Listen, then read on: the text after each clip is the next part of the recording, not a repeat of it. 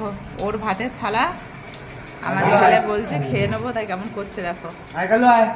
দে ডাক ডাক ডাক ডাক দে ডাক, কালুকে দি দে ডাক ডাক, কালুকে দি দে, কালুকে দি দে, দি দে দি দে দি দে ভাতটা দি দে, কালুকে দি দে।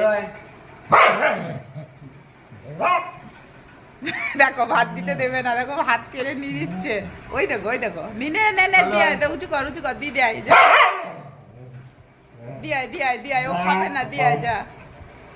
ও ঠেকাচ্ছে তাই কি ও খাবে না। ওই দেখো কালু এসছে কিনা গন্ধ।